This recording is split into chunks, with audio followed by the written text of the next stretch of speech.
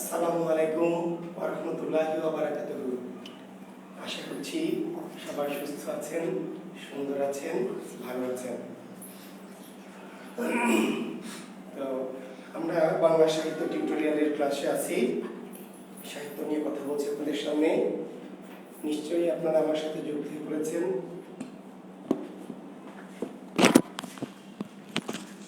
আমার কথা ঠিক মতো শোনা যাচ্ছে কিনা এবং আমাকে দেখা যাচ্ছে কিনা একটু বলবেন।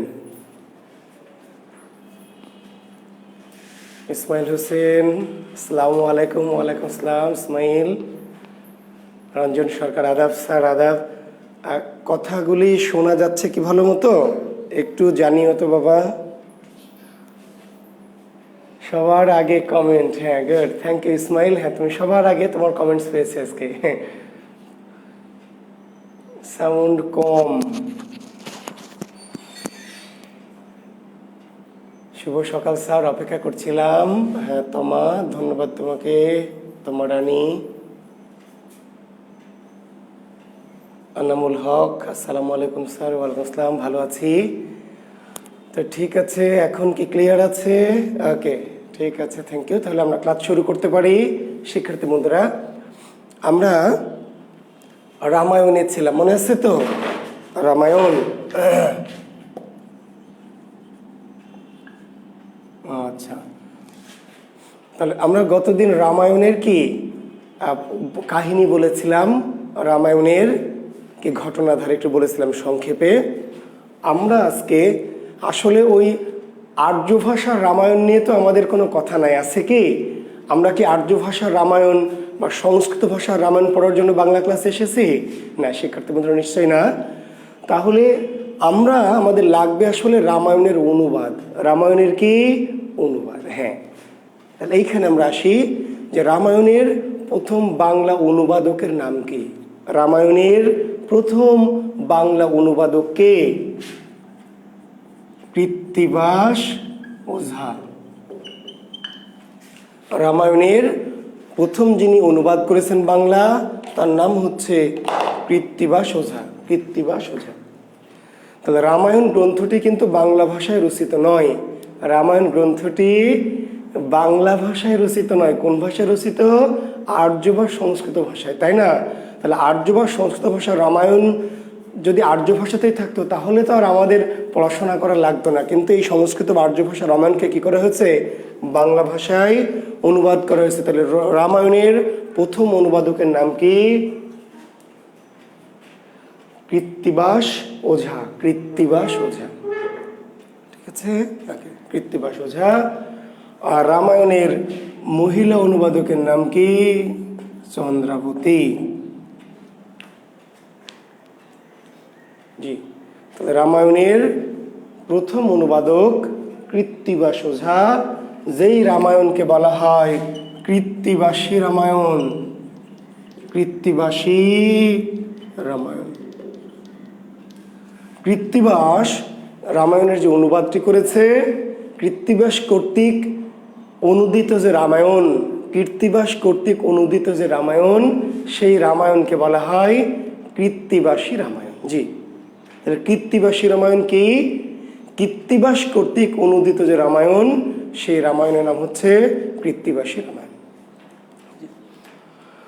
আর রামায়ণের মহিলা অনুবাদকের নাম কি? চন্দ্রাবতী। রামায়ণের মহিলা অনুবাদকের নাম চন্দ্রাবতী। তো আমরা রামায়ণ কাহিনী শেষ করেছি গতদিন। আজকে শুধু রামায়ণের যে অনুবাদকদের নাম, যেগুলো আমাদের পরীক্ষায় আসবে, যে রামায়ণের প্রথম অনুবাদককে, তার উত্তর কৃত্তিবাস ওঝা। রামায়ণের মহিলা অনুবাদকের নাম কি? চন্দ্রাবতী। আরও অনেকেই রামায়ণের অনুবাদ করেছে, সেগুলি আমাদের প্রয়োজন নেই। আমাদের এই দুটি নাম আমাদের খুবই জরুরি। আজকে আমরা চলে যাব মহাভারত। কোথায় যাব?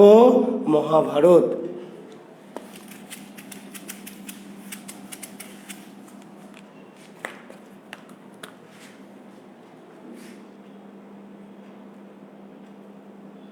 বিধান পাওয়ার গাধা, ওটা কোন ভাষায় রচিত? ওটা কোটারে গাধা। বিধান পাওয়ার গাধা, ওটা কোন ভাষায় রচিত হয়েছিল? ওটা মানে কোটা।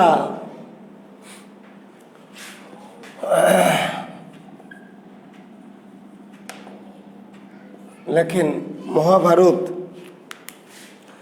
আচ্ছা, আরেকটা তথ্য একটু দেখি, রামায়ণ কি জাতীয় রচনা? রামায়ণ কি জাতীয় রচনা? তার উত্তর কি? মহাকাব্য। মনে থাকবে, রামায়ণ কি জাতীয় রচনা? তাহলে রামায়ণ হচ্ছে কি? মহাকাব্য। রামায়ণ মহাকাব্য।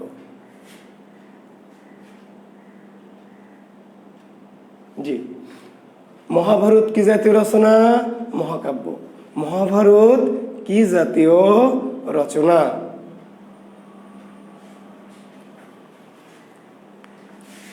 এই কমেন্টস দেখাই যাবে না, এসব অগামগার এমন কমেন্টস করবে যে ক্লাস 9 মুডটাই নষ্ট হয়ে যাবে। থাক কমেন্টস এদিকে। তাহলে মহাভারত কি জাতীয় রচনা? মহাভারত হচ্ছে মহাকাব্য। মহাভারত মহাকাব্য। কোন ভাষায় রচিত? আর্য বা সংস্কৃত ভাষা। আর্য বা সংস্কৃত ভাষা। আচ্ছা, একটা কারেকশন আছে গত ক্লাসের, যে গত ক্লাসের একটু বয়স বার্ধক্যজনিত কারণে একটু মিস্টেক করে ফেলেছি। একটা কারেকশন আছে, দেখেন। আমরা গতদিন ওই ষড় গোস্বামী বলেছিলাম, রূপ, জীব, সনাতন। জি। আর বলেছিলাম গোপাল দুইজন, আসলে গোপাল একজন। রূপ, জীব, সনাতন, গোপাল। আর রঘুনাথ দুইজন। রঘুনাথ, একজন রঘুনাথ দাস আর একজন রঘুনাথ ভট্ট। শিক্ষার্থী বন্ধুরা, গত ক্লাসের একটি ছোট্ট কারেকশন আছে। চৈতন্যের যে 6 জন গোস্বামী, ষড় গোস্বামী, আমরা লিখে দিয়েছিলাম যে গোপাল দুইজন। গোপাল, একটু মিস্টেক করেছি, গোপাল দুইজন, গোপাল একজন। রূপ, জীব, সনাতন এবং গোপাল এর একজন।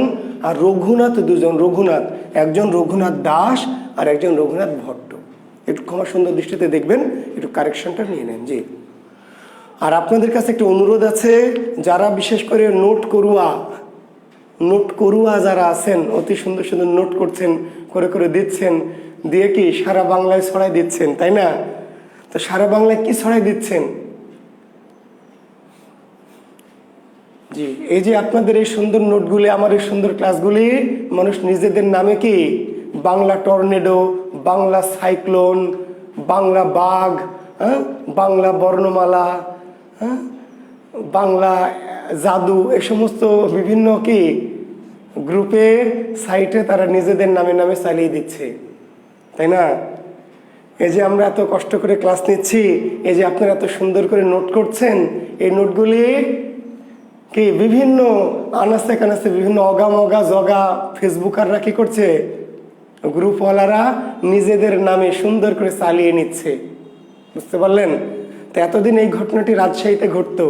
আমার ক্লাস করে আমার ছাত্ররা, দু একটা অগা বেয়াদ্দব ছাত্র থাকে, তারা আবার বাইরে গিয়ে প্রাইভেট পড়ায়, গিয়ে বলে যেগুলো আমি আবিষ্কার করেছি বাংলাদেশে, এগুলো আমি জনক। বুঝতে পারলেন? তো এখন এইটা তো সারা বাংলাদেশে আপনারা জনক বানিয়ে দেবেন মেলাগুলা, অনেকে বাংলার জনক হয়ে যাবে, তাই না? তো কাজে দয়া করে নোট যারা করছেন করুয়ারা আর সাবধানে করবেন এবং নিজেদের মাঝে সীমাবদ্ধ রাখবেন দয়া করে, তাই না? আপনি কোর্স করবেন, আপনি পড়বেন, আমরা কষ্ট করে পড়াবো। আর অগামগা সাইটগুলো তারা নিজেদের কৃতিত্ব নিয়ে নেবে যে এটা আমাদের বাংলা লেকচার। তো এটা তো ঠিক না, তারা কোনো কৃতজ্ঞতাও দেবে না, কোনো কার্টিসিও দেবে না, তাই না? এটা ঠিক না। কাজেই সতর্ক থাকবেন, এটা উচিত। হ্যাঁ, জি। আচ্ছা, তো এইটুকু একটু কারেকশন দিয়ে রাখি। তাহলে ষড় গোস্বামী 6 জন গোস্বামী চৈতন্যের, রূপ গোস্বামী, জীব গোস্বামী, সনাতন গোস্বামী, গোপাল গোস্বামী, রঘুনাথ দাস গোস্বামী, রঘুনাথ ভট্ট। রঘুনাথ দুইজন, রূপ, জীব, সনাতন, গোপাল, রঘুনাথ দাস, রঘুনাথ ভট্ট। জি, ধন্যবাদ। আচ্ছা, তাহলে মহাভারত কোন ভাষায় রচিত হয়েছে? মহাভারত আর্য বা সংস্কৃত ভাষায়। আর্য বা সংস্কৃত ভাষায় রচিত হয়েছে মহাভারত। আপনারা হাসছেন, লাইক দিচ্ছেন, রাগ দিচ্ছেন, অনেক রিয়াকশন দিচ্ছেন। দেন আসলে একটু অভিজ্ঞতা থেকে বলছি, রাজশাহীতে আমার 2-4 জন ছাত্র, অনেক ছাত্র আছে ছাত্র ন ছাত্র, বুঝেন নাই? অনেক ছাত্র আছে ছাত্রের জন্য জীবন দিয়ে দেয়, ভালোবাসে। অনেকে আছে আবার ধান্দাবাজ। আপনারা জানেন যে আমি ওই যে ইউটিউব চ্যানেল খুলেছি, আমার খুব একনিষ্ঠ দর্শকরা জানেন, বাংলার অনেক টিচার। আমার ইউটিউব চ্যানেলে একবার নিয়মিত দর্শকরা টিচাররা অনেক বাংলার টিচার, বেটারা এগুলো ক্লাসগুলো দেখবে, দেখে দেখে আবার ওখান থেকে নিজেরা কি করবে, নিজেরা নিজেদের মতো করে নিয়ে এগুলা ছাড়বে, তাহিরির মতো। হ্যাঁ জি, ছাড়বে। তো এটা নানান কারণে অনেকদিন আমি অনলাইনে আসি, অনেক দিন ধরে একটাই কারণ, অনলাইনে যে এসে নিজের যে কৌশলগুলি, নিজের যে এগুলি নানানভাবে কি সবাই নিয়ে নিয়ে বলবে কি যেগুলো আমি বানিয়েছি, এগুলো আমাদের আবিষ্কার করা, আমাদের বানানো, আমাদের গবেষণা লব্ধ। বুঝেন নাই? যেই বেটা জীবনে বাংলা পড়ে নাই, এমনও বাংলার টিচার অনেক বড় বড় কোচিং সেন্টারে আছে, জীবনে কোনোদিন বাংলা পড়ে নাই, বাংলার ধারে কাছেও যায় নাই, বাংলার টিচার, অ্যাকাউন্টিং পড়েছে, ম্যানেজমেন্ট পড়েছে। জানেন কি, আমি নাম ধরে বলতে পারি, বাংলাদেশের 2-4টা বড় বড় ফার্স্ট ক্লাস মার্কা বিশেষ কোচিংয়ে টিচার আছে, আমার ছাত্র 2-4টা আছে যারা বাংলা সাবজেক্টও পড়ে নাই, অ্যাকাউন্টিংয়ের ছাত্র, ম্যানেজমেন্টের ছাত্র, বাংলাদেশে বিশাল মাপের বই লিখেছে, সে আবার ডাক্তার, ইঞ্জিনিয়ার। তো আসলে এগুলি কি, এগুলি সব এই সমস্ত আমাদের পরিশ্রম, অভিজ্ঞতা লব্ধ ফসলগুলিকে এরা নানানভাবে নিয়ে নিয়ে কি করে, এরা নিজেদের নামে যশ, খ্যাতি এবং অর্থ ইনকাম করে। বুঝতে পারলেন? তো যাই হোক, এগুলি দুঃখের কথা বাড়িয়ে লাভ নাই। তবে আপনারা যারা নোটাররা আছেন, খুবই ভালো নোট করেন, আপনাদের আমি ধন্যবাদ, কৃতজ্ঞতা জানাই। তবে অবশ্যই নোট বিলি করার আগে ভাববেন, ঠিক আছে, আপনার নোট, আমার যে পরিশ্রম বা আপনার পরিশ্রম এবং আমার যে অভিজ্ঞতা, সেগুলি যেন বাজারের অন্য কেউ এটা নিজেদের নামে করে নেবে, এটা সতর্ক থাকবেন। জি, বুঝতে পেরেছেন? জীবনে কোনোদিন বাংলা পড়ে নাই, আমরা 15 বছর ধরে বাংলা পড়ে আসছি, আমরা আবিষ্কার করছি, বানাচ্ছি, গবেষণা করছি, আর ওই ব্যাটার আমাদের কাছে শুনে নিয়ে এইবার ছাড়তেছে একটা মিসাইল যে দেখেন, হ্যাঁ এগুলো আমি কি সুন্দর করে গবেষণা করে বানিয়েছি, প্রশংসা জনগণের কাছে মারহাবা নিচ্ছে। তো যাক, সারা যুগে যুগে এরকম বদ বেয়াদ্দব থাকবেই, তবে এরা কখনোই বড় হবে না, এটাও ঠিক। যারা এরকম চুরি করে প্রতিষ্ঠিত হয় তারা কখনোই কি ওইভাবে সমাজে বড় হতে পারবে না। যাই হোক, অনেক রোজা রমজানের দিনে অনেক কিছু বলতে চাচ্ছি না, তবু বলে ফেললাম, সৃষ্টিকর্তা মাফ করবেন আশা করছি। তো মহাভারত রচিত হয়েছে কোন ভাষায়? কথায় আসে আর্য বা সংস্কৃত। আর্য বা সংস্কৃত। মহাভারত কি জাতীয় রচনা? মহাভারত হচ্ছে মহাকাব্য। কি জাতীয় মহাকাব্য? জাত মহাকাব্য। জাত, আমরা আসবো পরের কোনো ক্লাসে, মহাকাব্য নিয়ে আলাদা একটা ক্লাস নিব। জাত মহাকাব্য কি, সাহিত্যিক মহাকাব্য কি? কাজে প্রশ্ন করবেন না স্যার জাত মহাকাব্য কেন? মহাকাব্য নিয়ে আমাদের ক্লাস আছে আধুনিক যুগে। শুধু জেনে রাখেন, রামায়ণ কি জাতীয় মহাকাব্য? জাত মহাকাব্য। মহাভারত কি জাতীয় মহাকাব্য? জাত মহাকাব্য। জাত। পৃথিবীতে 2 ধরনের মহাকাব্য, জাত এবং সাহিত্যিক। পৃথিবীতে মহাকাব্য 2 ধরনের, জাত এবং কি সাহিত্যিক। আমি আবার বিনয়ের সাথে বলছি, মহাকাব্য নিয়ে আমাদের এপিসোড তথা ক্লাস আছে। শুধু আপাতত আজকের মতো জেনে রাখেন যে রামায়ণ মহাভারত কি জাতীয় রচনা, মহাকাব্য কি জাতীয় মহাকাব্য? তার উত্তর হচ্ছে কি জাত মহাকাব্য। মহাভারতের রচয়িতাকে কি? বেদ ব্যাস। মহাভারতের রচয়িতা বেদ ব্যাস। বেদ ব্যাস বা কোনো বইয়ে লেখা আছে কি ব্যাসদেব, যার উপাধি কি কৃষ্ণ দ্বৈপায়ন। মহাভারতের রচয়িতা কৃষ্ণ দ্বৈপায়ন বেদব্যাস। কৃষ্ণ দ্বৈপায়ন বেদব্যাস, আসলে নাম তার বেদব্যাস, আর তার উপাধি কি কৃষ্ণ দ্বৈপায়ন। তাহলে কৃষ্ণ দ্বৈপায়ন কার উপাধি? বেদব্যাসের। যাকে পরে না একটু ডাকা ব্যাসদেব বলে, এইটাকে একটু ধ্বনি বিপর্যয় ঘটে বানানো হয়েছে ব্যাসদেব। দেবতা মানে দেব হিসাবে তাকে সম্মান সূচক, আসলে তার নাম বেদব্যাস, কিন্তু পরে বলা হয়েছে কি ব্যাসদেব। ব্যাসদেব জি, তার উপাধি কৃষ্ণ দ্বৈপায়ন।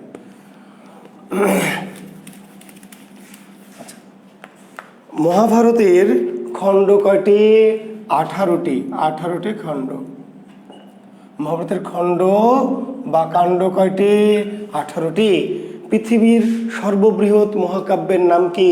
মহাভারত। লিখে নেন, পৃথিবীর সর্ববৃহৎ মহাকাব্যের নাম কি? পৃথিবীর সর্ববৃহৎ মহাকাব্যের নাম মহাভারত। পৃথিবীর সর্ববৃহৎ যে মহাকাব্য, পৃথিবীতে বাংলা ভাষা শুধু না, সমস্ত পৃথিবীতে যত মহাকাব্য রচিত হয়েছে তার মধ্যে সবচেয়ে বৃহৎ বা সর্ববৃহৎ মহাকাব্যের নাম কি? মহাভারত। শ্লোক কত? শ্লোক ৮৫,০০০। চরণ কতটি? ১,৭০,০০০।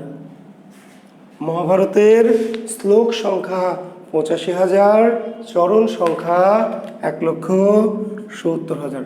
চরণ বা পংক্তি বা লাইন, চরণ বা লাইন বা পংক্তি। চরণ মানে লাইন, লাইন মানে পংক্তি। কত? ১,৭০,০০০, মানে শ্লোকের দ্বিগুণ। মহাভারতের শ্লোক সংখ্যা ৮৫,০০০, চরণ সংখ্যা ১,৭০,০০০।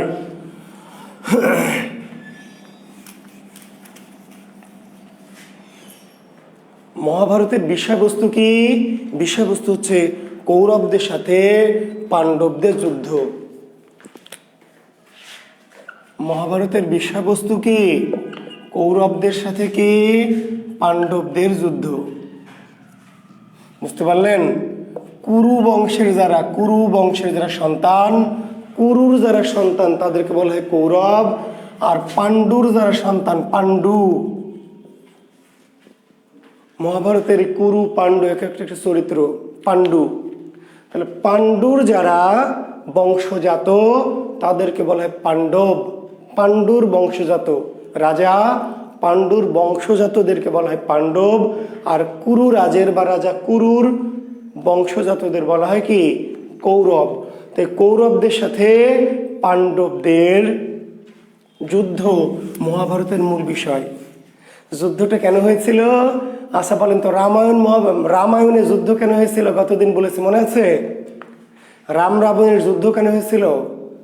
রাম রাবণের যুদ্ধের মূল কারণ কি? কে লিখবে? আমি দেখবো কমেন্টস, এবার দেখবো, একটু দেখি। রাম রাবণের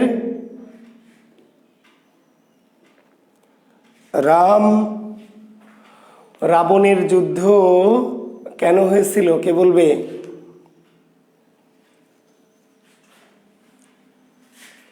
সীতাহরণ। মাহমুদ রোকন আজাদ দেখে সীতাহরণ মূল কারণ না। সীতাকে হরণ করেছিল রাবণ কেন? সীতাকে ভালোবাসতো? সীতাকে দেখে পছন্দ হয়েছিল? সীতাহরণ না, শূর্পণখার নাক কর্তন। রামায়ণের যুদ্ধের রাম রাবণের যুদ্ধের মূল কারণ ছিল কি? শূর্পণখার নাক কাটা। ভাই, শূর্পণখার যদি নাক কাটতো, রাবণ কেন সীতাকে হরণ করতে যাবে বলেন? রাবণ সীতা যে আছে জঙ্গলে জানবে কেমনে? সীতাকে কেন হরণ করবে? সীতাহরণ এটি কারণ, তবে সীতাকে হরণ করেছে কেন রাবণ? আসলে সীতার প্রতি তার কোনো রাগ নাই। তাহলে মূল কারণ হচ্ছে শূর্পণখা। শূর্পণখার কি?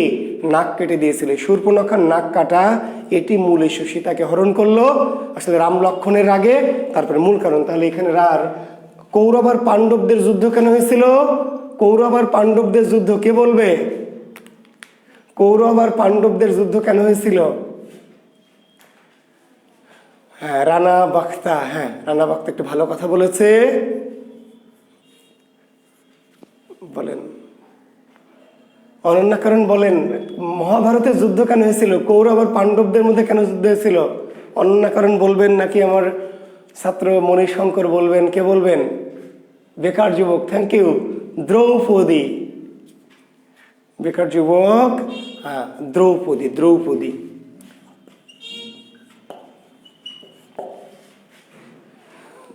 ইলিয়াডের নাম শুনেছেন? ইলিয়াড ওডেসি কি?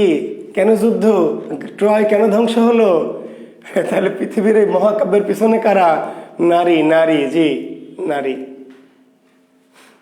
তাহলে পৃথিবীর যে মহাকাব্য, 4টি মহাকাব্য, পৃথিবীর 4টি শ্রেষ্ঠ মহাকাব্য, ইলিয়াড, ওডেসি, রামায়ণ, মহাভারত, এগুলো নোট করে ছাড়িয়েন না ভাই। ওই অ্যাকাউন্টিং এর ছাত্র বাংলা পড়াবে, এগুলো পড়ে যে পৃথিবীতে 4টি শ্রেষ্ঠ মহাকাব্য, ইলিয়াড, ওডেসি, রামায়ণ, মহাভারত, 4টারই মূল যে যুদ্ধের মূল কারণ নারী। ইলিয়াড ওডেসির কারণ কে? হেলেন। ইলিয়াড ওডেসির কারণ কে? হেলেন। তাহলে পৃথিবীর 4টি শ্রেষ্ঠ মহাকাব্য যুদ্ধ নিয়ে, দুই পক্ষের যুদ্ধের মূল কারণ কি? নারী। নারী। ইলিয়াড ওডিসির মূল কারণ হচ্ছে হেলেন। রামায়ণের মূল কারণ শূর্পণখা। রামায়ণের মূল কারণ কি?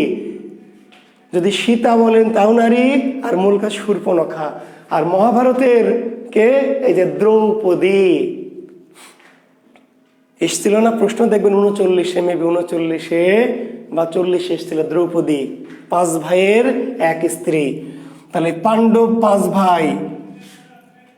পাণ্ডব 5 ভাই কি কি? যুধিষ্ঠির,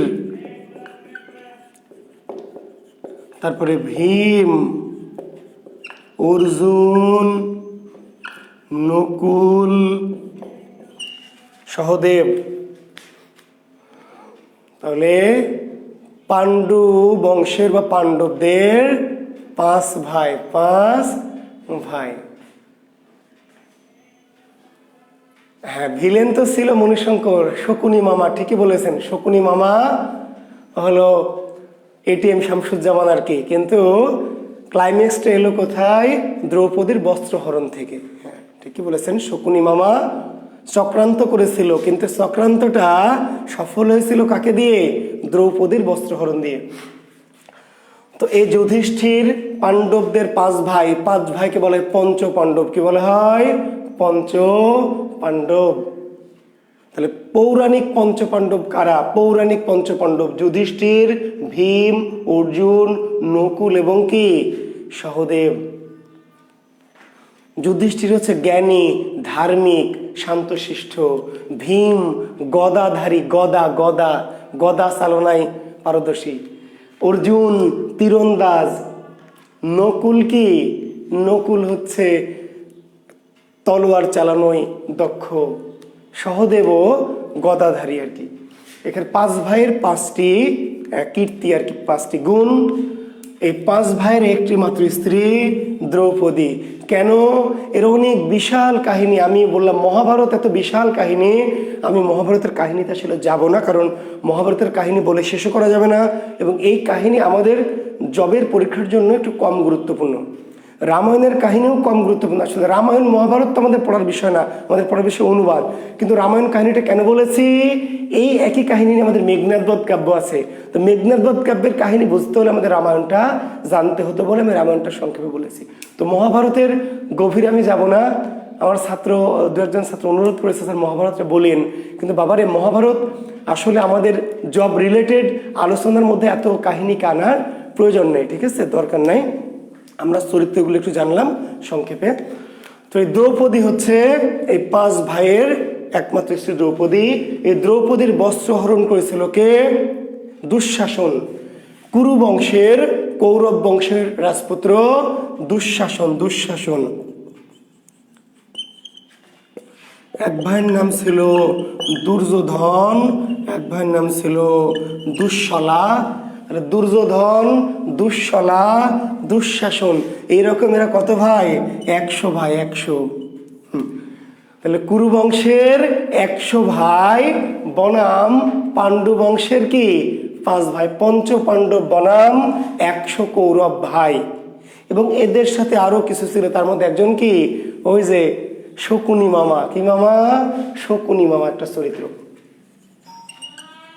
শকুনি মামা যে চক্রান্ত করেছিল পাণ্ডু বংশকে ধ্বংস করবে, ইত্যাদি ইত্যাদি। তো যাই হোক, আমরা যেটা বোঝাতে চাই, তাহলে আমাদের চরিত্রগুলি মনে করছি মহাভারতের এখন চরিত্র কারা কারা? মহাভারতের চরিত্র রাজা কুরু, শকুনি, দুর্যোধন, দুঃশলা, দুঃশাসন। পাণ্ডু বংশের পাণ্ডবদের পক্ষে কারা? যুধিষ্ঠির, ভীম, অর্জুন, নকুল এবং কি? সহদেব। এবং এর সাথে আরো অন্যান্য চরিত্র, কৃষ্ণ আছে। কৃষ্ণ, ঠিক আছে? কৃষ্ণ মহাভারতের চরিত্র। তো আমরা এখন এই দুটো, এই যুদ্ধে জয়লাভ হয়েছিল কাদের? জয়লাভ করেছিল কারা? রামায়ণ মহাভারতের যুদ্ধে যেমন রামের জয়লাভ হয়েছিল, রামায়ণের যুদ্ধে জয়লাভ করেছিল কারা? রাম পক্ষে, রাম। দুঃশলা বোন, ঠিক আছে, হ্যাঁ ঠিক আছে, দুঃশলা বোন, হ্যাঁ ঠিকই বলেছ শম্পা বিশ্বাস, সরি ভাই, মানে 100 ভাইয়ের একটা বোন ছিল দুঃশলা, থ্যাংক ইউ। আচ্ছা, আর শকুনি মামা, কুচক্রি মামা, শকুনি মামা আমাদের বাগধারে আছে, কুচক্রি মামা, দ্রোণাচার্য আছে, কৃষ্ণ আছে, ঠিক আছে, অনেকে আছে।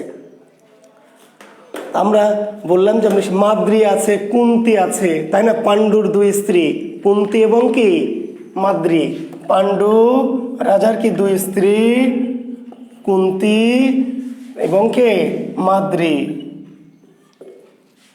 পাণ্ডু আর কুন্তির 3 সন্তান, পাণ্ডু আর মাদ্রির কি 2 সন্তান, পঞ্চ পাণ্ডব, ঠিক আছে। প্রথম 3 জন কুন্তি আর পাণ্ডুর, পরের 2 জন মাদ্রির। তো পাণ্ডু রাজার 2 জন স্ত্রী কুন্তি এবং মাদ্রি, পাণ্ডু কুন্তির গর্ভে 3 সন্তান এবং পাণ্ডু মাদ্রির গর্ভে কি আরো 2 সন্তান। হ্যাঁ, অভিমন্যু আছে, দ্রোণাচার্য আছে, কর্ণ কুন্তি অভিমন্যু দ্রোণাচার্য। চরিত্রগুলি একটু পারলে লিখে নিতে পারবেন। কর্ণ আছে, কুন্তির কথা তো বললাম, মাদ্রি, পাণ্ডু, দ্রোণাচার্য, তারপরে হলো বাসুদেব, তারপরে হলো কৃষ্ণ। অভিমন্যু একটা গুরুত্বপূর্ণ চরিত্র, অভিমন্যু।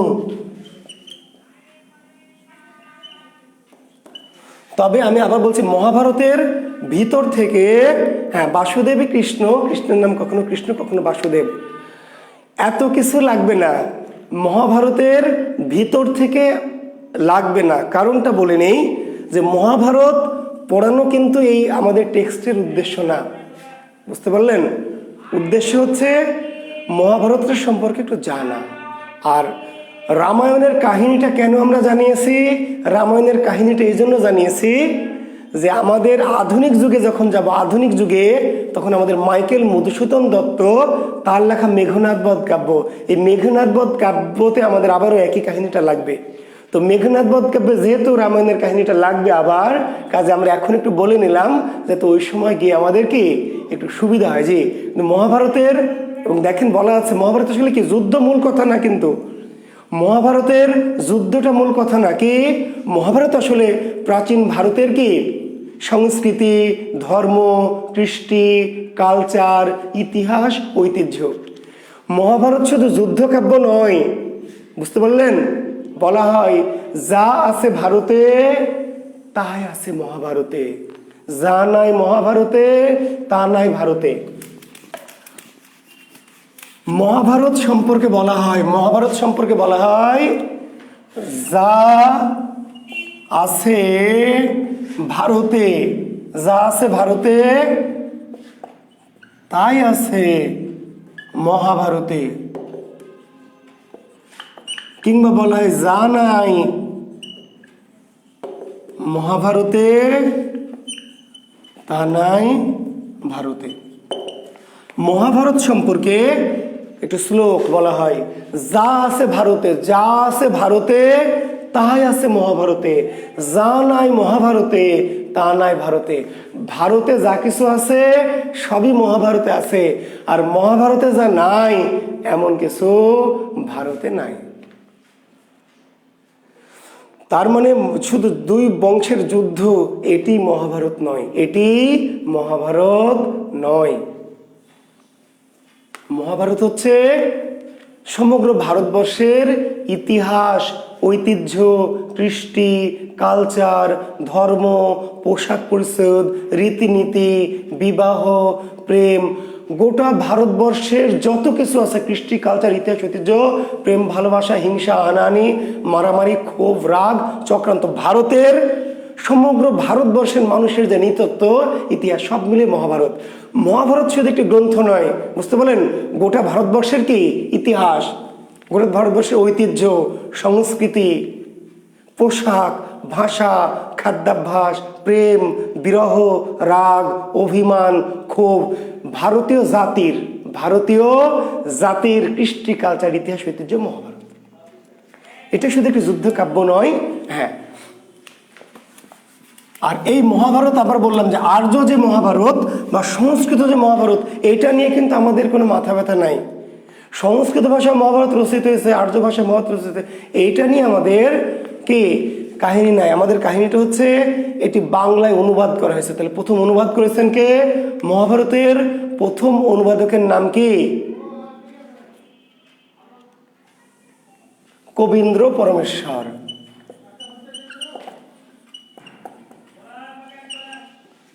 মহাভারতের প্রথম অনুবাদকের নাম কি?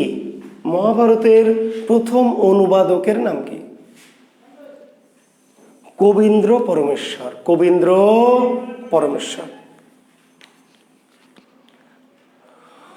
আচ্ছা, আর এই যে কবীন্দ্র পরমেশ্বর একজন বিশেষ ব্যক্তির অনুরোধে এই মহাভারত অনুবাদ করেছিল। তার নাম কি? পরাগল খাঁ। পরাগল খাঁ একজন রাজ আমার্ত। পরাগল খাঁ কে? একজন রাজ আমার্ত, রাজ পরিবারের একজন উচ্চ পদস্থ কর্মকর্তা। ভারতীয় কে? কোন একটি রাজ পরিবার, কোন একটি রাজ দরবারের উচ্চ পদস্থ কর্মকর্তা ছিলেন পরাগল খাঁ। পরাগল খাঁ প্রথম আদেশ দিলেন কবীন্দ্র পরমেশ্বরকে। কে? তো কবীন্দ্র পরমেশ্বর প্রথম মহাভারতের প্রথম বাংলা অনুবাদক। তার রচিত মহাভারতকে বলা হয় পরাগলি মহাভারত। পরাগলি মহাভারত। বিশেষ রিটেন পরীক্ষা আসবে, পরাগলি মহাভারত কি? বিশেষ রিটেন পরীক্ষা আসবে, বিশেষ রিটেন পরীক্ষা আসবে যে মহাভারত সিনেমাটা দেখতে পারবেন মণিশঙ্কর নয়ন, অথবা মহাভারত এপিসোড হচ্ছে প্রতিনিয়তই ভারতের বিভিন্ন চ্যানেলে দেয়, দয়া করে দেখে নেবেন। জি,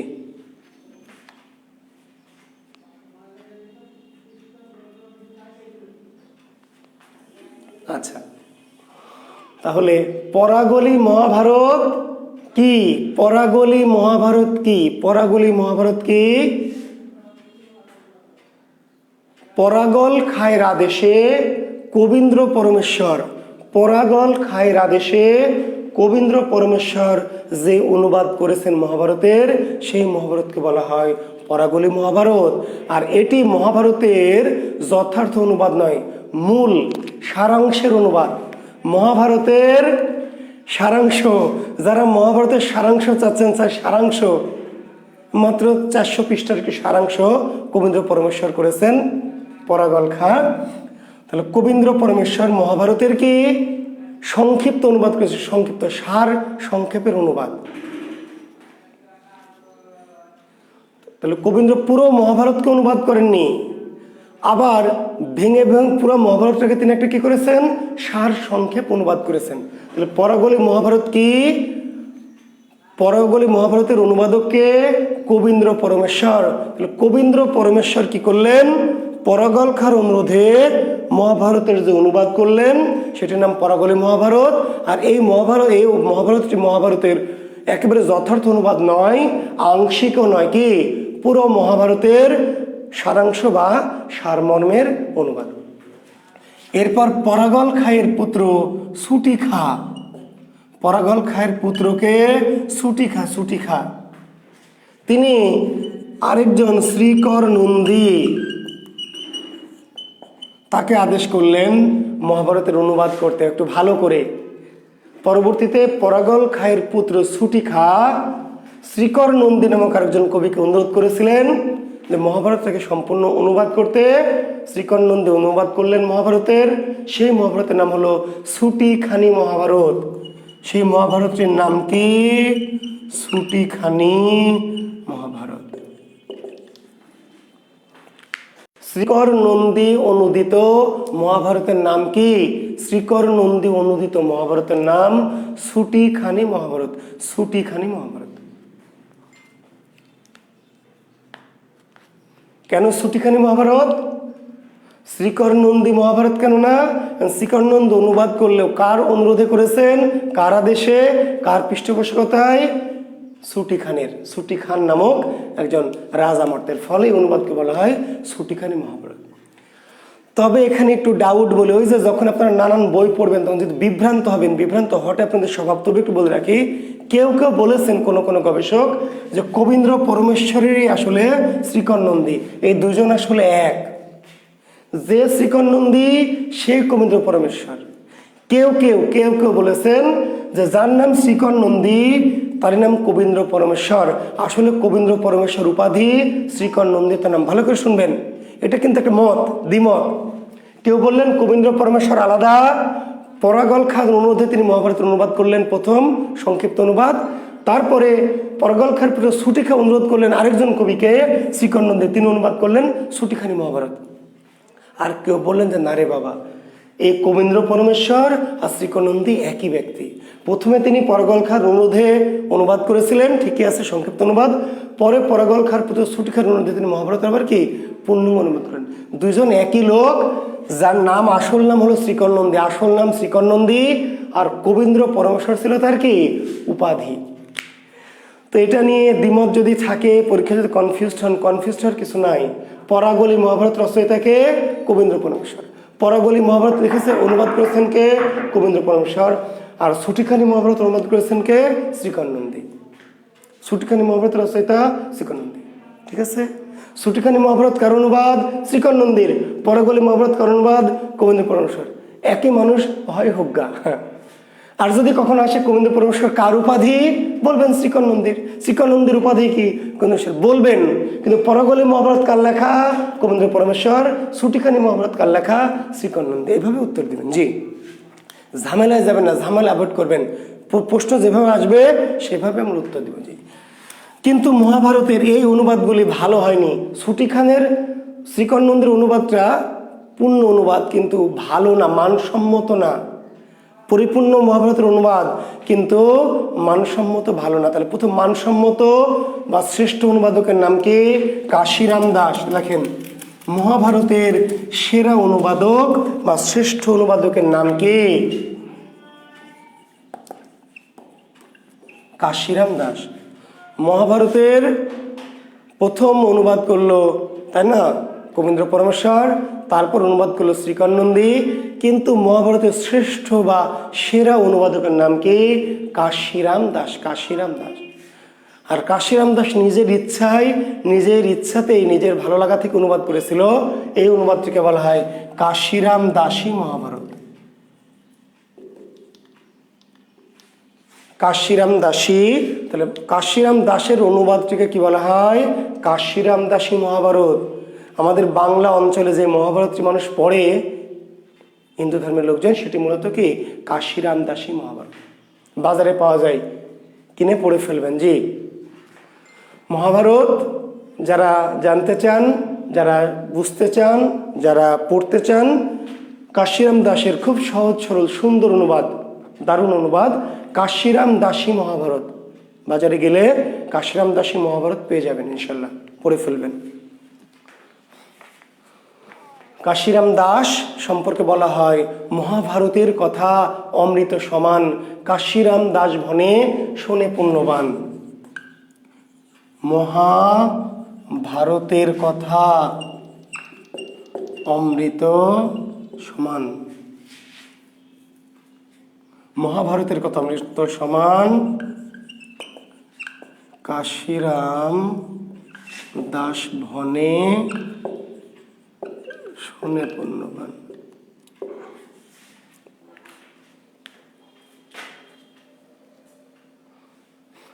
কাশিরাম দাসের মহাভারত এত অমৃত, এত অমৃতের মতো বলা হয়, মহাভারতের কথা অমৃত সমান, মহাভারতের কথা অমৃত সমান, কাশিরাম দাস ভনে শোনে পুণ্যবান।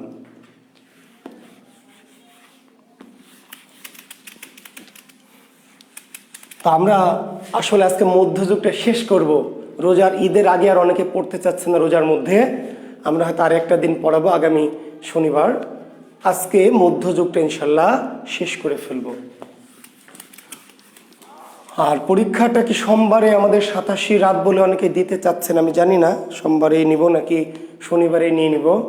আপনারা চাইলে আমি শনিবারে হয়তো নিয়ে নিব, ঠিক আছে। যদি চান আপনারা প্রাচীন মধ্যযুগের পরীক্ষাটা শনিবারে নিয়ে নিই, শনিবার একটা ক্লাস আর পরীক্ষা নিয়ে রোজার মধ্যে ঈদের আগে পড়াটা শেষ করে ফেলি। জি, আপনারা যদি আপত্তি না করেন, ঠিক আছে?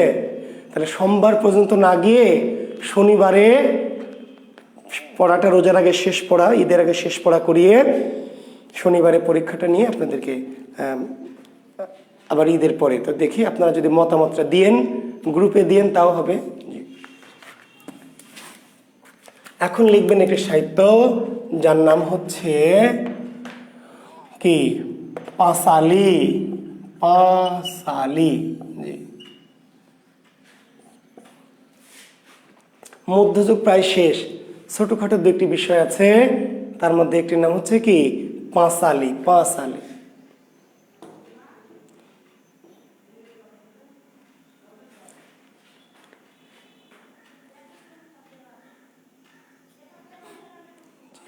আচ্ছা, তাহলে পাঁচালী কি?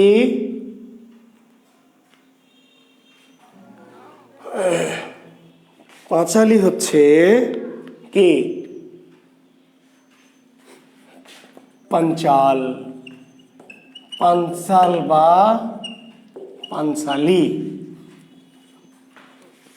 লোকসাহিত্যের একটি ধারা হচ্ছে পাঁচালী। মধ্যযুগের লোকসাহিত্যের সাজ্জাদ হোসেন ঈদের পর নিলে উপকৃত হব। ঈদের দিনও ক্লাস হোক, ক্লাস চলুক স্যার, ঠিকই বলেছেন।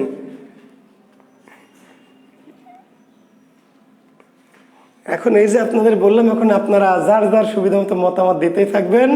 জি, ঠিক আছে। পাঁচালী হলো এক ধরনের কি গান। পাঁচালী হলো এক ধরনের গান লোকসাহিত্য বা লোকগানের একটা বিশেষ অংশ। লোকসাহিত্য বা লোকগানের একটা বিশেষ ধারা হচ্ছে কি পাঁচালী। তো পাঁচালীর নামটা এসছে কোথা থেকে? পাঞ্চাল বা পাঞ্চালী। পুতুল চিনেন? পুতুল, পুতলা, পাঞ্চাল, পুত্তল, পুতুল। প্রাচীন যুগে বা মধ্যযুগে, বিশেষ করে মধ্যযুগে কবিরা এক ধরনের ধর্মাশ্রিত গান, ধর্মাশ্রিত মনসার গান, ঠিক আছে, তারপরে এই ধরনের বেহুলা লক্ষিন্দরের গান, এই গানগুলি তারা গাইতো এবং পুতুল নাচের মধ্য দিয়ে সেটা ফুটিয়ে তোলা হতো। কবি গান গাইতেন, বিভিন্ন ধর্মীয় বিভিন্ন গান। আর না, কোনো কমেন্টস দরকার নাই। জি, ঈদের আগে হবে। জি, সোমবারে। তাহলে আমি এত ইয়েতে যাব না, যা বলে দিয়েছি। আপনাদের কোনো কিছু অফার দিলে আপনারা তো মানে মহাবিপদ তৈরি করেন না। জি, কোনো অফার টফার না আপনাদের। জি, যা কথা বলেছি, সোমবারে পরীক্ষা, শনিবারে ক্লাস, সোমবারে পরীক্ষা নিয়ে শেষ। সোমবারে ক্লাস নাই। জি জি ভাই, অলি আহমেদ রাজু ভাই, না আপনাদের কারো কথা শুনবো না।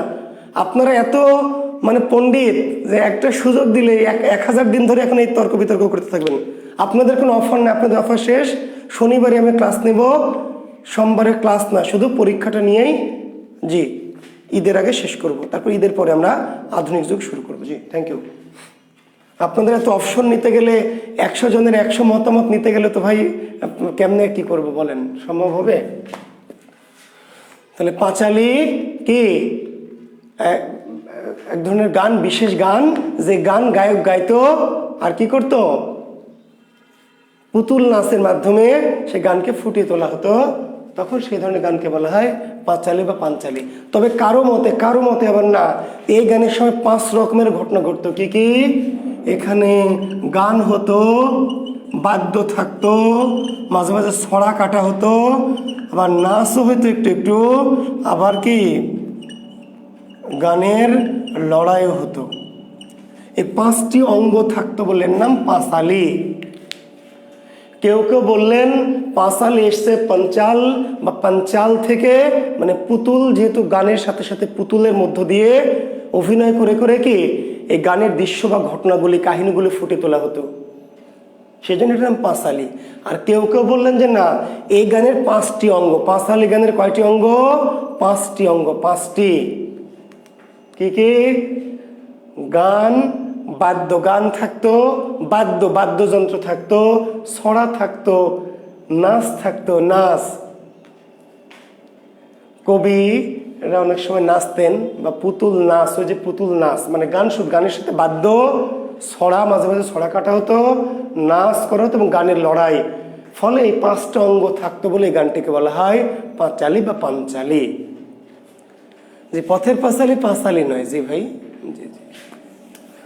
এখন আপনি লিখলেন আধুনিক যুগে প্রেমের পাঁচালী, তাহলে সেটা কি পাঁচালী?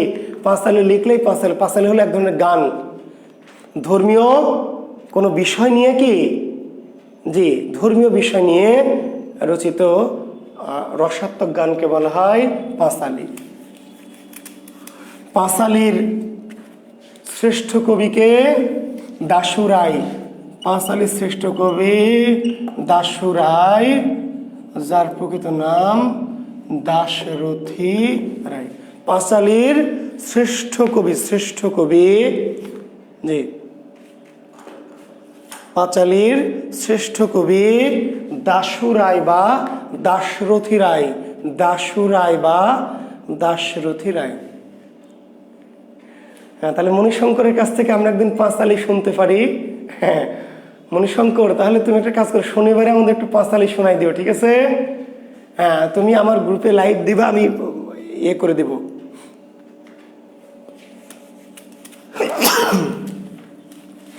তাহলে পাঁচালীর শ্রেষ্ঠ কবি বা সেরা কবিকে দাশু রায়, দাশরথী রায়। কিন্তু এর বাইরে আরো কয়েকজন কবি আছে, একটু লিখে রাখেন। মনমোহন বসু, আরো কয়েকজন কবি, মনমোহন বসু লিখেছেন। মনমোহন বসু, ঠাকুরদাস দত্ত, ঠাকুরদাস দত্ত, নন্দলাল রায়। পাঁচালীর সেরা কবি, শ্রেষ্ঠ কবি, প্রধান কবি হচ্ছে দাশু রায় বা দাশরথী রায়। দাশু রায় বা দাশরথী রায়। সৌরভ সরকার, বলেছি তো ভাই, আমার লেকচারের তথ্য নোটের বাইরে পেজে লিঙ্ক হচ্ছে, কারণ আমার এই ক্লাসের মধ্যে হয়তো কিছু অসৎ খারাপ পোলাপান ঢুকে পড়েছে, যারা অন্য বিভিন্ন গ্রুপের নিজেই হয়তো ম্যানেজার বা নিজেই গ্রুপ খুলে রেখেছে, কিংবা অন্য কোনো গ্রুপের দালাল টালাল আছে, বুঝেন নাই? জি, আমার এই যে 1800-1900 ছাত্র, এদের মাঝে আছে অনেকেই, 2-4 জন অন্তত আছে। তো তাদেরকে বের করবেন কি করে বলেন? কেমনে ডিটেক্ট করবেন? অনেকক্ষণ ধরে এই কথা বলেছি, কিন্তু কিছু করার না। হ্যাঁ, আপনি এতক্ষণ কইছিলেন, আবার নতুন করে তুলছেন। জি, তো তাহলে আমরা পাঁচালী গানের সেরা কবি বা শ্রেষ্ঠ কবি দাশু রায়, দাশরথী রায়। দাশু রায়ের প্রকৃত নাম দাশরথী রায়। আর অন্যান্য যে আরো কয়েকজন কবিদের নাম একটু জেনে রাখেন, এরা খুব বিখ্যাত না, কিন্তু নামগুলি জেনে রাখেন।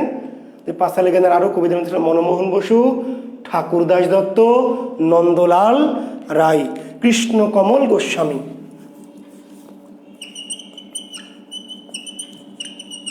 কৃষ্ণ কমল গোস্বামী, কৃষ্ণকমল গোস্বামী। জি, এই হচ্ছে আমাদের পাঁচালী। আর আবার বলছি, পাঁচালীগুলি মূলত বিভিন্ন ধর্মীয় কাহিনী, বিভিন্ন কি ধর্মীয়, মনসার কাহিনী, ঠিক আছে, তারপরে রাধা কৃষ্ণের কাহিনী, রাধা কৃষ্ণের পাঁচালী, কৃষ্ণের কীর্তন, হ্যাঁ, পাঁচালীর ঢঙে।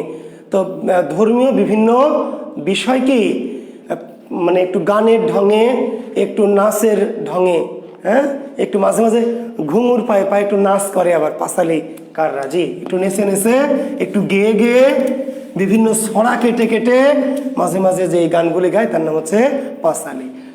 এবার আমরা একটা করব, যার নাম হচ্ছে আখড়াই। আখড়াই মধ্যযুগের আরেকটি বিশেষ সাহিত্য ধারা হচ্ছে আখড়াই।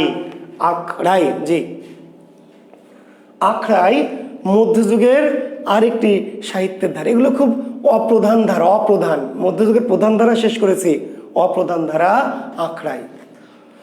এই আখড়াই মূলত কে, নদিয়া শান্তিপুর থেকে উৎপত্তি। আখড়াই গানের উৎপত্তি কোথায়? নদিয়ার শান্তিপুর। নদিয়া শ্রী চৈতন্যের যে জন্মধাম, নদিয়া বা নবদ্বীপ, সেখান থেকে মূলত আখড়াই গানের উৎপত্তি। তো কেউ কেউ মনে করলেন কি, ওই যে আখড়া থেকে সন্ন্যাসীদের বা পীর ফকিরদের বা সাধুদের আখড়া থেকে, আখড়া আখড়া বুঝেন? সন্ন্যাসীদের যে কি সাধন স্থল, সাধনার স্থল, সেগুলোকে বলে আখড়া। পীর ফকির দরবেশ আউলিয়া এদের যে সাধন স্থল তাকে বলা হয় আখড়া। যেখানে সাধকের গুরুর সাথে শিষ্যরা মিলিত হয়, যেখানে গুরুর সাথে শিষ্যরা মিলিত হয়, সাধুর সাথে সন্তরা মিলিত হয়, ঠিক আছে? অর্থাৎ যেখানে গুরু শিষ্যের মিলন ঘটে যে জায়গায়, সেই জায়গাগুলিকে বলা হয় কি আখড়া। লালনের আখড়া আছে না, লালনের আখড়া, জি। তো এই আখড়া থেকে এই সাহিত্যের উৎপত্তি হয় বলে এটার নাম হচ্ছে আখড়াই। কেউ কেউ এটা মনে করেছেন, জি। আচ্ছা, তো আখড়াই কি? আখড়াই হচ্ছে ওই অনেকটা পাঁচালির মতোই, কিন্তু এখানে নানান ধরনের বাদ্যযন্ত্র সহযোগে, নানান ধরনের বাদ্যযন্ত্র, প্রায় 22 ধরনের বাদ্যযন্ত্র এই আখড়াই গানে বাজানো হতো। 22 ধরনের বাদ্যযন্ত্র, ঢোল, কাশি, করতাল, খোল, নাল, তারপরে আপনার কলসি, হাঁড়ি, তারপরে গামলা, চুড়ি, অনেক রকমের বাদ্যযন্ত্র, বাঁশি, ডমরু, ঠিক আছে? তার মানে 22 রকমের বাদ্যযন্ত্র এই আখড়ায়ে গাওয়া হতো। এবং আখড়ায় ধর্মীয় গান, ধর্মীয় আধ্যাত্মিক ক্লাসিক রাগ রাগিনী সমৃদ্ধ কি রাগ রাগিনী সমৃদ্ধ ধর্মীয় ভাবগম্ভীর ক্লাসিক্যাল সাহিত্যকে বলা হয় আখড়াই। অত্যন্ত উন্নত মানের কিন্তু সাহিত্য সিলেটের গান ছিল, ক্লাসিক সাহিত্য, ধ্রুপদী, খেয়াল, ঠুমরি, এই জাতীয় উন্নত মানের রাগ যুক্ত হয়ে এই আখড়াই গানগুলি গাওয়া হতো। এই আখড়াই গানের যিনি প্রথম লিখেছেন তিনি হলেন কলুই চন্দ্র সেন।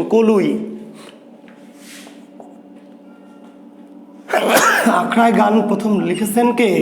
কলুই চন্দ্র। আখড়াই গানের প্রথম রচয়িতা কবি কলুই চন্দ্র।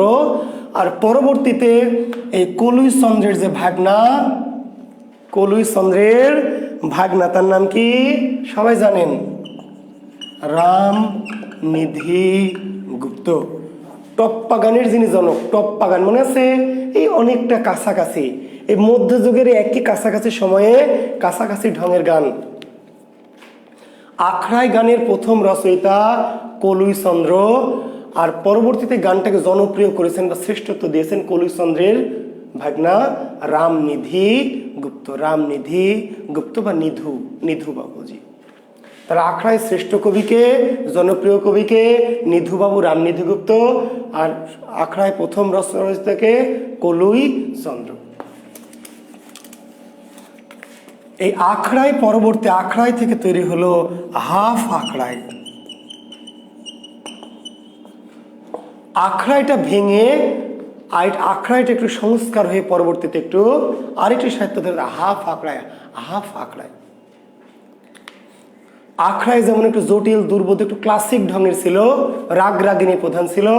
পরবর্তীতে আখড়াই একটু সহজ সরল একটু করে যে আখড়াইটা তৈরি হলো তার নাম হাফ আখড়াই।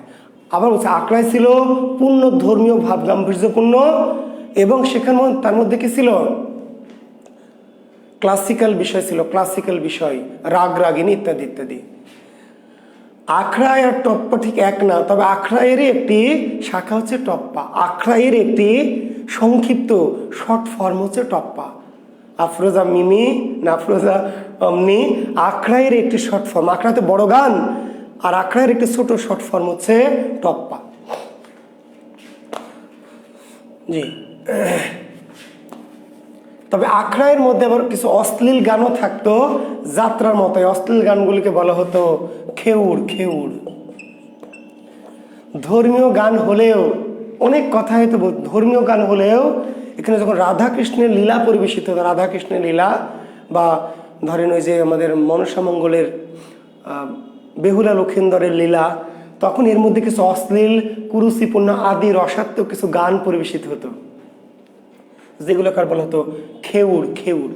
তাহলে আখড়াই যেমন ধর্মীয় সাহিত্য, ঠিক তেমনি ধর্মীয় বাতাবরণের ভিতরে আবার কি যে খিস্তি খেউর, ঠিকই বলেছেন মোহাম্মদ জামান, আমি সেই খিস্তি শব্দটি আর উল্লেখ করলাম না। তো আখড়ায় ধর্মীয় গান হওয়া সত্ত্বেও এর মধ্যে মাঝে মাঝে কবির আদি রস যুক্ত করতেন। আদি রস, রাধা কৃষ্ণের যে ওই যে লীলা, কিংবা বেহুলা লক্ষিন্দরের যে লীলা, এই সমস্ত লীলাগুলি যুক্ত করতেন এবং অশ্লীল কুরুচিপূর্ণ শব্দে জনগণকে একটু কি মধু দেওয়ার জন্য, একটু কাটপিস টাইপের, বোঝেন নাই যে হিন্দি গানে বা বাংলা গানে যেমন হঠাৎ করে কি একটা দৃশ্য দেখায় না, কাটপিস বলি আমরা, কাটপিস মানে এমন একটা দৃশ্য দেখা যাতে আপনারা খুশি হন। জি, অল্প জামা কাপড় পরে একটা গান দিয়ে দিল, জনগণ খুশি, যাক টাকা উসুল হয়ে গেল। জি, তো ওই আখড়ায় ধর্মীয় বা ক্লাসিক সাহিত্য সত্ত্বেও এর মাঝে কবিরা কি করতেন, মাঝে মাঝে বিশেষ কিছু দৃশ্য কি বিশেষ গানে মানুষের মনোরঞ্জনের জন্য, মানুষের একটু খোরাকের জন্য কিছু অশ্লীল কুরুচিপূর্ণ আদি রসাত্মক শৃঙ্গার রসের কিছু গান ঢুকিয়ে দিতেন, সেইগুলিকে বলা হতো খেউর। তাহলে আখড়াইয়ের মধ্যে কিন্তু খেউর। জি, আর আখড়াকে পরবর্তীকালে সহজ সরল করে আর একটু সহজ করে, একটু অত মানে রাগ টাগ বাদ দিয়ে একটু সরলীকরণ করে যেটা তুলে তার নাম হাফ আখড়াই। এবং এইসব আখড়াই মাখড়াই থেকে যাত্রাপালা, পরবর্তীর যে যাত্রাপালা জানেন কি, সেগুলির কিন্তু সৃষ্টি হয়েছে কোথা থেকে, এই আখড়াই মাখড়াই থেকে। পরবর্তী যে যাত্রা কিন্তু খুব ভালো সাহিত্য, খুবই দামি। আমরা ছোটবেলায় যাত্রা দেখেছি। আমি একটি যাত্রাপালাতে অভিনয় করেছি, বুঝতে পারলেন। আমার ছোট চাচা যাত্রা করতেন। হ্যাঁ, একটা ওই যে একটা ইয়ে ছিল, একটা বাচ্চাকে ভাসিয়ে দেয়, আমি নাম অনেক আমার শুধু মনে আছে, আমি যখন ছোট ছিলাম তখন আমার চাচা নিয়ে গেছে অভিনয় করতে। আমার অভিনয়টাকে আমাকে একটা ওই ইয়ের মধ্যে করে পানিতে ভাসায় দিবে, ঠিক আছে। আমি বাচ্চা তো, আমাকে একটা বড় একটা ইয়ের মধ্যে গামলার মধ্যে করে ভাসিয়ে দিচ্ছে। এই দৃশ্যটা মনে আছে আমাকে ছোটবেলাটা। তো আগের যুগে যাত্রা কিন্তু ছিল কি সবার মনোরঞ্জনের বিষয়, কিন্তু যাত্রার মধ্যে হঠাৎ করে শেষ রাতে যখন বাচ্চা কাচ্চারা ঘুমিয়ে যেত, ছোট বাচ্চারা চলে যেত, ঘুমিয়ে পড়তো, তখন আবার কি হতো, অশ্লীল দিচ্ছে একটা গান। যাত্রা পরবর্তীতে অশ্লীল হয়ে গেল। যাত্রা কিন্তু অশ্লীল ছিল না, যাত্রা কিন্তু মূলত শ্লীল। যাত্রাই ছিল বাঙালির কি সাংস্কৃতিক একটা ঐতিহ্য, বুঝতে পারলেন। বিভিন্ন ধর্মীয় কাহিনী, মনসার পালা, তারপরে হাসান হোসেনের পালা, বিভিন্ন যাত্রার মধ্যে করা হতো। কিন্তু যাত্রাটাকে পরবর্তীতে এই যে আখড়াইয়ের মধ্যে যেমন খেউর ঢুকানো হয়েছে, যাত্রার মধ্যে কি খিস্তি খেউর, অর্থাৎ হঠাৎ করে একটা মেয়ে চলে এলো, একটা ভাঁড় চলে এলো, নাচ গান করলো, করে চলে গেল। পরবর্তীতে যাত্রার কাহিনীবাদ শুধু ওই অশ্লীলতাটুকুই থাকলো। এখন যাত্রা মানে কিন্তু কাহিনী নাই, শুধু কি অশ্লীলতাটুকুই আছে। জি,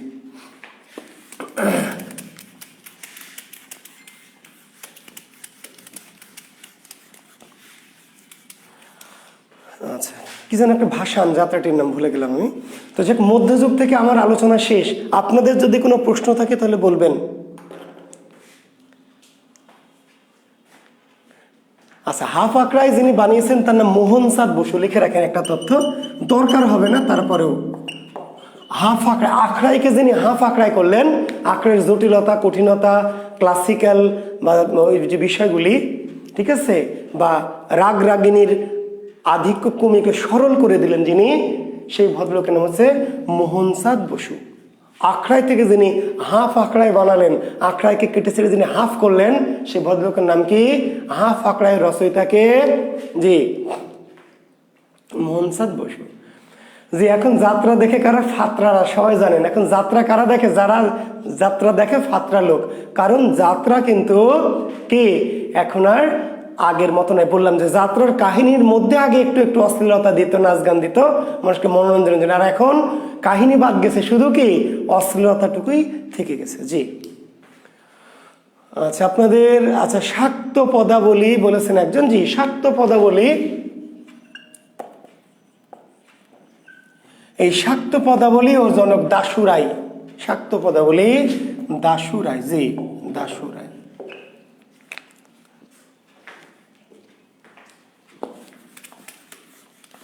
শাক্ত পদাবলীর শ্রেষ্ঠ রচয়িতা দাশু রায়।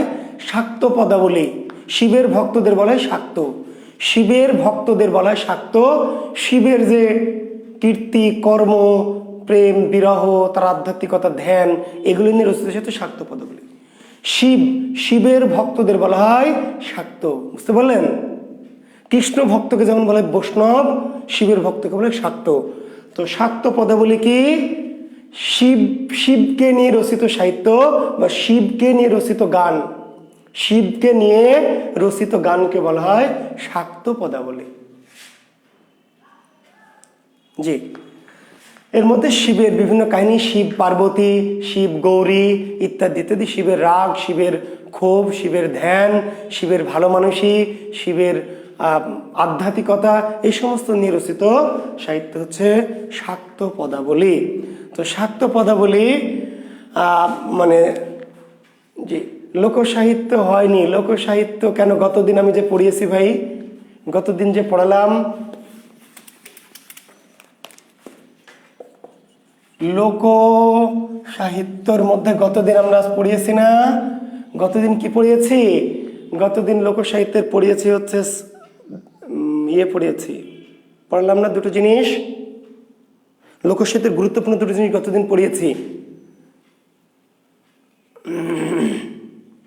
শৈব আর শাক্ত। শাক্ত কালী, শাক্ত কালী, ও আচ্ছা, সরি, শৈব হলো শিব, শাক্ত হলো কালী।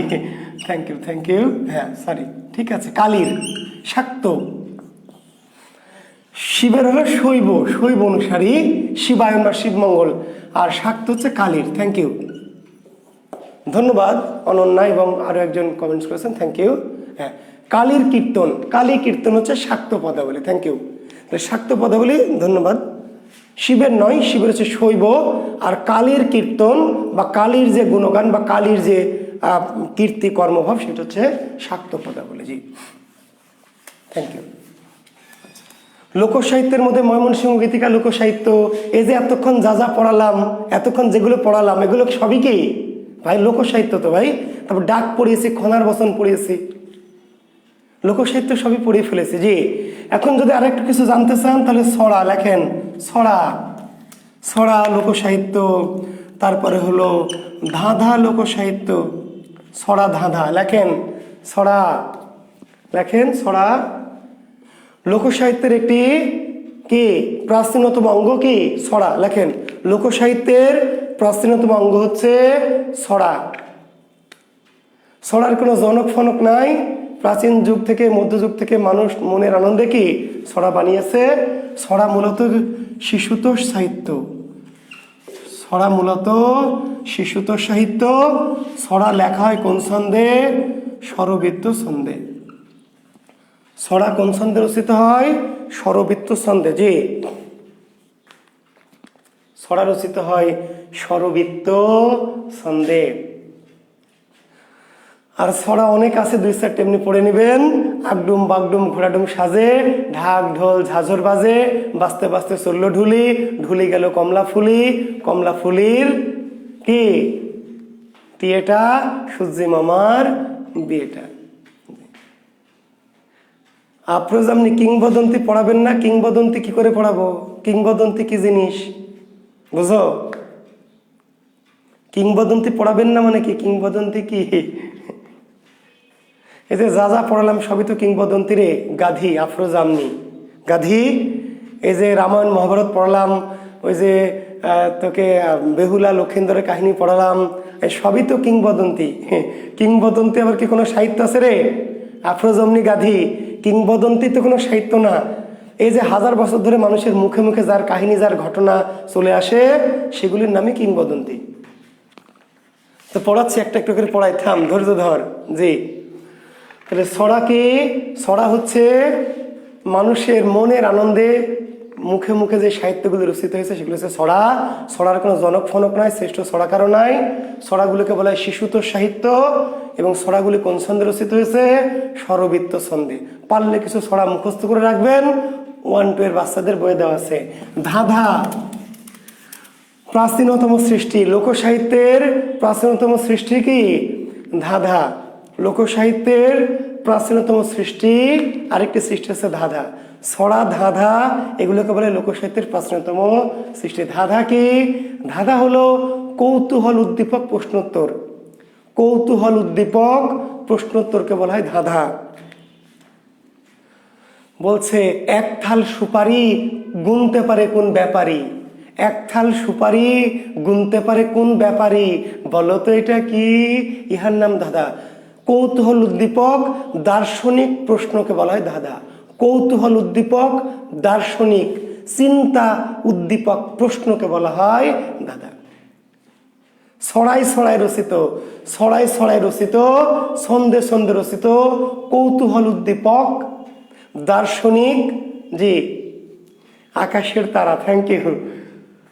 নারী এক থাল সুপারি গুনতে পারে কোন ব্যাপারী, তারা, তাই না?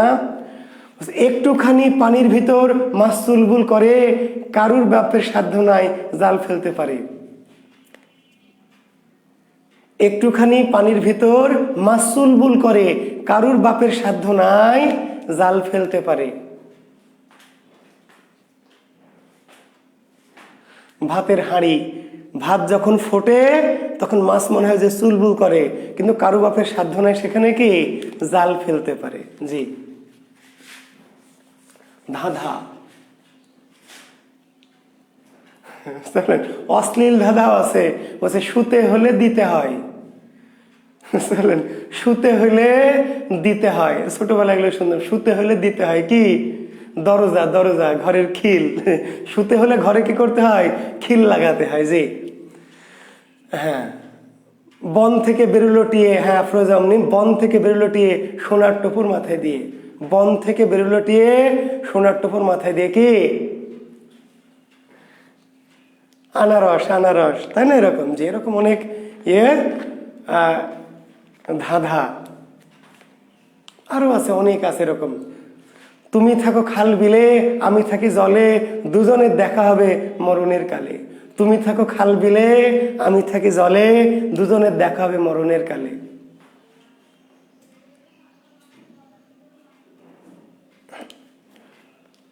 তুমি থাকো খাল বিলে, আমি থাকি জলে, দুজনের দেখা হবে মরণের কালে। জি মরিচ আর মাছ, মরিচ আর কি মাছ। লবণ পানি, মরিচ আর মাছ। জি তুমি থাকো খাল বিলে মাছ, আমি থাকি ডালে। তুমি থাকো খাল বিলে, আমি থাকি ডালে, মরিচ, দুজনে দেখা হবে মরণের কালে। তুমি থাকো বোম্বেতে, আমি বাংলায়, দুজনের দেখা হবে বাংলা সিনেমায়। তুমি থাকো বোম্বেতে, আমি রাজশাহী। তুমি থাকো বোম্বেতে, আমি রাজশাহী, দুজনের দেখা হবে বাংলা সিনেমায়। বলেন তো এই ধাঁধার উত্তর কি? জি আলিয়া ভাট আর জুয়েল। জি জি আলিয়া ভাট আর জুয়েল। তুমি থাকো বোম্বেতে, আমি রাজশাহী, দুজনের দেখা হবে বাংলা সিনেমায়। জি এগুলো ধাঁধা, ধাঁধা।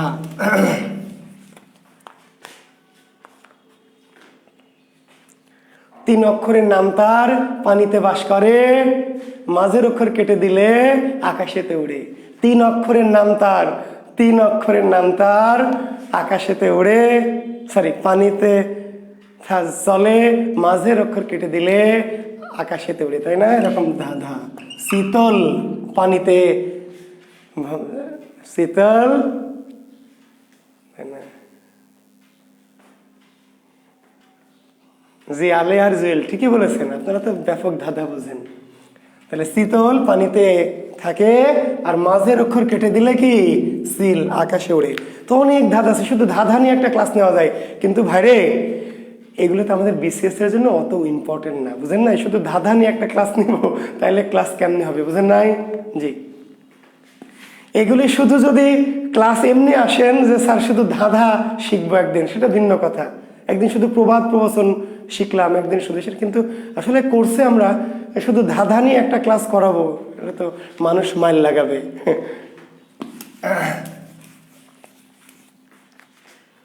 আপনারা যে কোচিং সেন্টারে ক্লাস করেছেন, জীবনে আপনাদের ধাঁধার ক্লাস নিয়েছে কোনোদিন? খুব তো আমার কাছে 500 টাকা দিয়ে মহাভারতের কাহিনী শোনান, রামায়ণের কাহিনী শোনান, ধাঁধা শোনান, গম্ভীরা গান কি, তারপরে কিংবদন্তি কি। বড় বড় কোচিং সেন্টারে তো 12-15 হাজার টাকা দিয়ে কোচিং করেছেন, ধাঁধা কোনোদিন বলেছেন ধাঁধা পড়ান, তারপরে পড়ান বলেছেন? হ্যাঁ কি করেছেন সেগুলোতে? হ্যাঁ 15-20 হাজারের দামি দামি কোচিং সেন্টারে ভর্তি হয়েছেন, স্যারদের বলতে পারেননি যে একটু ধাঁধা পড়ান, একটু কিংবদন্তি পড়ায় দেন, একটু মহাভারতের কাহিনী বলে দেন, একটু হ্যাঁ। আচ্ছা আচ্ছা, গানটাও গান, লোকগীতি যেটা আমরা বলি, লোকগীতি লোকসাহিত্যের তো ভাই শেষ নাই, হাজার হাজার লোকসাহিত্যের কোনো শেষ নাই, হাজার হাজার। জি, এই লোকগীতির মধ্যে ভাওয়াইয়া, ভাটিয়ালি, মুর্শিদি, মারফতি, জারি, সারি, মনি, অনেক রকমের গান আছে। ঠিক আছে, এক একটা অঞ্চলে এক একটা গান, কোনো গানে আধ্যাত্মিকতা, কোনো গানে প্রেম, কোনো গানে ভাব, কোনো গানে দর্শন, তাই না? জি,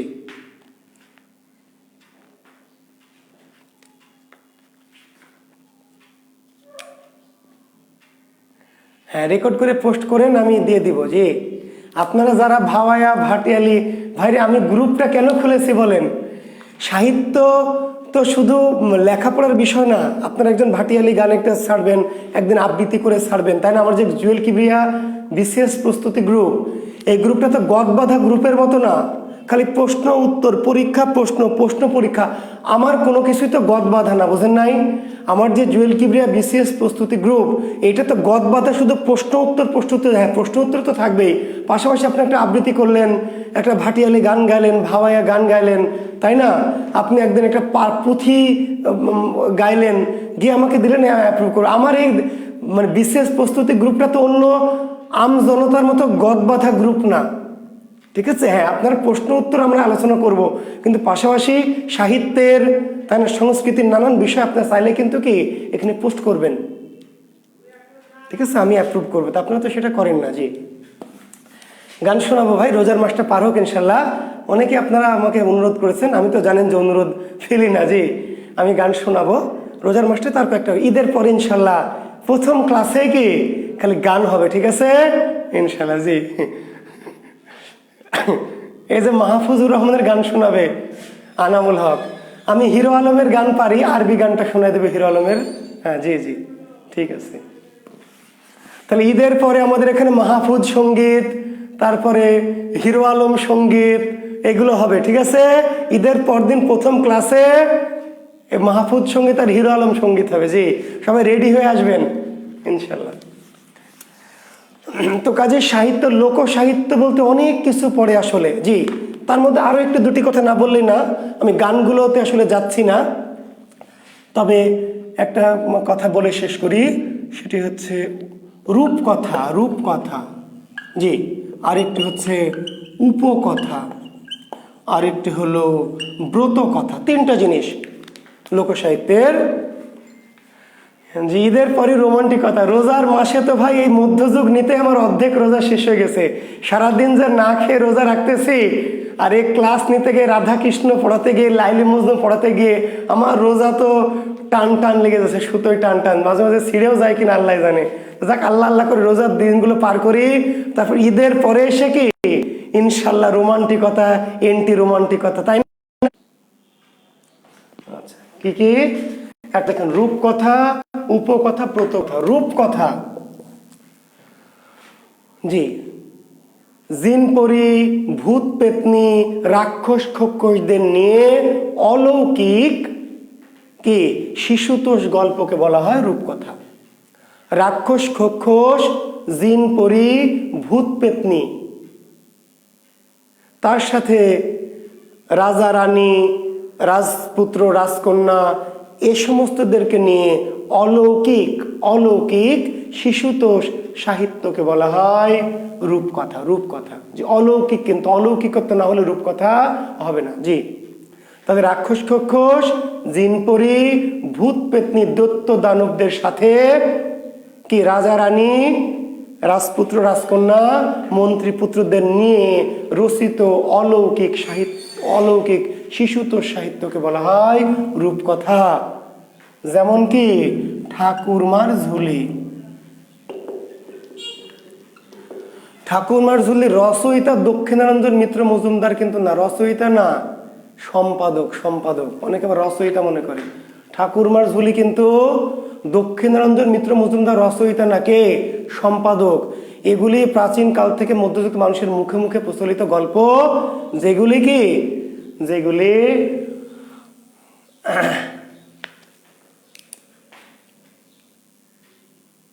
ঠাকুরমার ঝুলির নাম দিয়ে দক্ষিণারঞ্জন মিত্র মজুমদার কি করেছেন? সম্পাদনা করেছেন, সম্পাদনা করেছেন। জি, সম্পাদক, ঠাকুরমার ঝুলির সম্পাদক দক্ষিণারঞ্জন মিত্র মজুমদার। রূপকথা, জি রূপকথা দেখবেন, গল্প পড়বেন, রাক্ষসের গল্প, খক্ষসের গল্প। ওই যে তাহলে রাক্ষস, হ্যাঁ, হাও মাও খাও মানুষের গন্ধ পাও। তারপর রাক্ষসের প্রাণটা কোথায় আছে? কুয়ার মধ্যে, একটা কি কৌটার মধ্যে ভ্রমর, ওই ভ্রমরকে মারতে পারলে রাক্ষসটা মারা যাবে। এবার রাজপুত্র কি করে? সেই কুয়ায় নেমে, কুয়ার গভীরে নেমে সেই কৌটা খুঁজে বের করে, তার মধ্যে একটা দেখে কালো ভোমরা, নীল ভোমরা।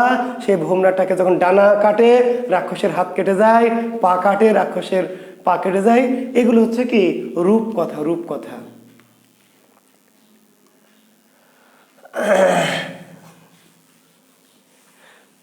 নাচ হবে আপনাদের নিজেদের, মিলন মেলা করতে পারবো কোনোদিন? স্রষ্টা যদি পৃথিবীতে সুদিন দেয়, সৃষ্টিকর্তা যদি পৃথিবীতে সুদিন দেয়, আপনাদেরকে নিয়ে একটা মিলন মেলা, মানে একটা এমনি সবাই আমাদের বাংলার স্টুডেন্ট যারা আমার, তাদেরকে নিয়ে কি করবো? একটা আয়োজন করব কোনো একটা জায়গায়, জি একটু পিকনিকের মতো মিলন মেলা করবো ইনশাল্লাহ। যদি সেরকম দিন আসে তখন ইনশাল্লাহ নাচও হবে ইনশাল্লাহ। জি লেখেন, উপকথা কি? উপকথা পশু পাখি জীব জন্তুদের নিয়ে রচিত অলৌকিক কাহিনী কেবল উপকথা। পশু পাখি বা জীব জন্তুদের, পশু পাখি বা জীব জন্তুদের অলৌকিক কাহিনী নিয়ে রচিত সাহিত্যকে বলা হয় উপকথা। ব্যঙ্গমা ব্যঙ্গমী, টোনা টুনি, ঠিক আছে, সুখ সারি, বুঝতে পারলেন? ব্যঙ্গমা ব্যঙ্গমী, টোনা টুনি, সুখ সারি, এই সমস্ত পশু পাখি, পঙ্খিরাজ ঘোড়া, ঠিক আছে। তার মানে পশু পাখি জীব জন্তুদের নিয়ে রচিত সাহিত্যকে বলা হয় কি উপকথা। উপকথা। জি, ব্রত কথা, ব্রত কথা, ব্রত কি? নারীদের কি, বিশেষ করে প্রাচীন হিন্দু সমাজ তথা প্রাচীন ভারতীয় সমাজে মহিলাদের নানা ধরনের আচার কি, সামাজিক সংস্কার, ধর্মীয় রীতিনীতি, এই সমস্ত বিষয়ক যে সাহিত্য, তার নাম ব্রত কথা। প্রাচীন ভারতীয় হিন্দু সমাজ তথা প্রাচীন ভারতীয় সমাজের নারীদের যে সমস্ত কি সংস্কার, বিশ্বাস, রীতিনীতি, প্রথা, সেগুলো নিয়ে রচিত সাহিত্যকে বলা হয় ব্রত কথা। ব্রত, ব্রত। নারীদেরকে কি করা উচিত, কি করা উচিত না, কোন সময় কি করা উচিত, কোন সময় কি করা উচিত না।